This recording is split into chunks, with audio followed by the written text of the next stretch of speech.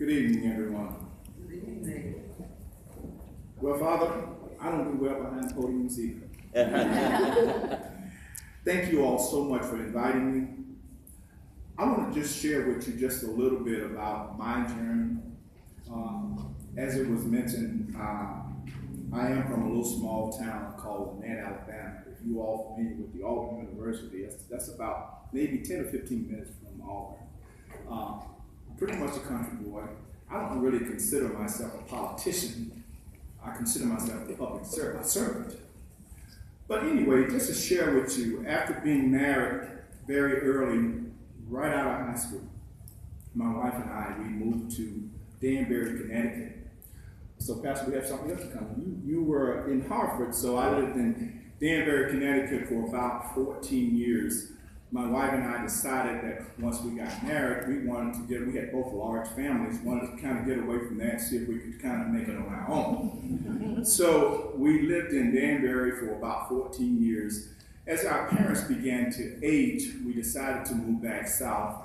Didn't want to go back to rural Alabama, so we decided to settle in the metro Atlanta area. That's kind of how we got to Powder Springs. Moved out to Powder Springs, purchased a home, started working in the community. And there was a program Center for Family Resources had called Community That Cares. And we were very active in working in our community because we were very, very much concerned about things. Powder Springs was a very unique town, very quiet. It was a place that we thought we could raise our families. And we still believe that today. But Powder Springs is changing. I guess after working with this committee, we had decided to do a project, and we were trying to beautify our community. We ended up writing a grant. You know, when you're trying to organize something, only a handful of people come out. It's when you decide to do it, we got the grant approved, then all the folks said, we don't want that. And they showed up in big numbers. And they had contacted the mayor and several other the council members and the people that we had gotten the grant. It was pretty lively. And ironically enough, I happened to be chairing that meeting. I've been in leadership for quite a while, so I knew that I could tell the mayor and other council members, they were kind of squirming, and there were some loud and boisterous people in the room. I set the tone very early by saying we will give everybody an opportunity to speak, and if for whatever reason you couldn't recognize the chair, that we would escort you out. And after setting the tone, everybody kind of quieted down, and we voted, and the decision was made, and that was carried out. I guess several weeks later, I received a call from the mayor of Powder Springs. Said, I'd like to meet with you and your wife. I said, what have I done now? So my wife and I, and at the time, Brad Huxley was the mayor, and my wife and I went in to meet with him. And as he talked, he asked me, would I consider running for city councilman? So I don't know about that, Brad. Politics, I never really had an interest in it. But I told him I would pray about it, and I would talk to my pastor, and I would give it strong consideration. And after doing that and talking to my pastor, I felt like I could do more good inside opposed to being on the outside. So we made the decision, my wife and I ran and I won. Everybody see the glory, but everybody don't know the story. Being the first African American to serve on the council, obviously when you're breaking ground like that, it's not always an easy road to travel. But I was diligent, I was focused. I did what I could under some of the circumstances. And I don't mind telling you, after about 12 or 13 years, I was ready to hang up my hat. I thought I had given it my best shot. Then lo and behold, a group of people invited me to their home, my wife and I, and asked me, of course we didn't know what that meeting was about either. And so they said, we really would like for you to consider running for mayor. And I gave them the same spiel. Well, let me pray about it. Let me talk to my pastor. We'll get back to it. And the truth of the matter is, I'm right at 13. I got 2 more years left on my term. I'm fully vested. If I serve my 2 years out, I can take my insurance, I'm good to go, I'm done. No problems. So in essence, it really was a sacrifice for me because I would have to step down from my council seat and then run for mayor. Whatever benefits, retirement, I would get a portion of it, but I wouldn't get the full benefits. So it was something to think about. But the concern was, the citizen explained to me, they were not satisfied with current leadership. Now, let me just make you aware, this is not the first time people have asked me to run for mayor.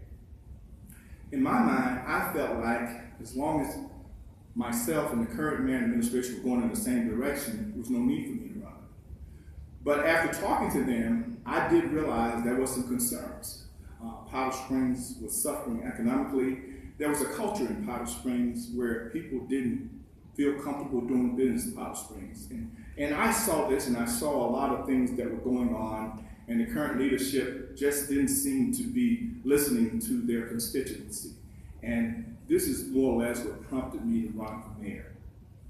Well, I started on the journey, and I did decide to run, and I hit the ground running. So after, I guess, 8 or 9 months on the campaign trail, I don't mind telling you, we knocked on a lot of doors. I had people say, stop calling me. But to make a long story short, some of the initiatives that I believe in, the citizens that had contacted me, was that they needed to understand that the leadership were hearing what they had to say. And a lot of times I think the politicians is that they seem to forget that they work for the people. And in many cases, after going to Washington on 2 or 3 occasions, I think once they get up on the Hill, they represent their own interests. I mean, no disrespect to anybody in the room, but that seems to be the case in a lot of cases, that the ivory tower approach is we sit on the throne and we look down at the subjects.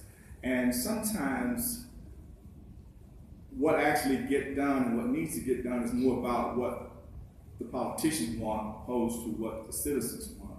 And looking at all of that situation, and as being elected as mayor, and some of the initiatives, what I had wanted to do, and early on was one of my goals, was citizen engagement. I always wanted to see citizens take a part in their government. And one of the things that was very obvious to me after getting on council, when we had city council meetings, only 5, 6 people would come to the meetings. And I thought that was very strange, especially when we were passing codes, laws, and things that affect their everyday lives. And it didn't seem to be an interest. So my goal was, how do we get more people engaged in the local politics? Because this is what affects your everyday life.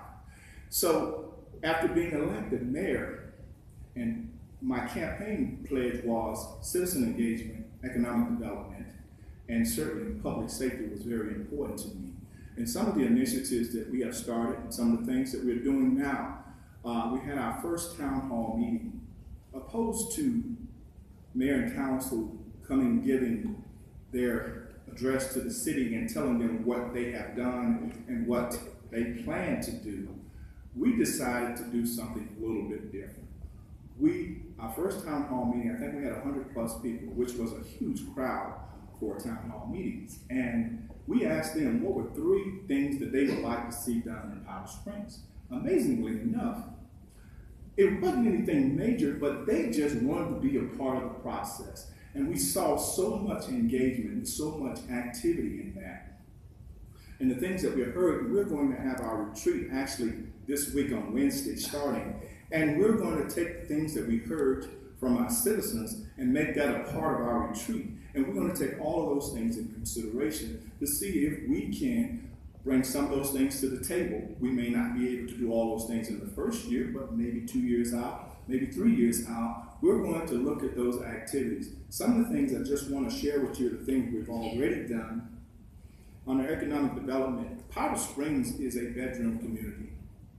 That means we are 80% resident, 20% business. In my mind, we need to be more balanced in revenue in regards to commercial development. And part of the goals has been to see if we could bring that 20% up to 30%. And certainly In order to do that, we have to create a culture within Powder Springs to be more business friendly. One of the things we've done, we hired an economic development person to take the point.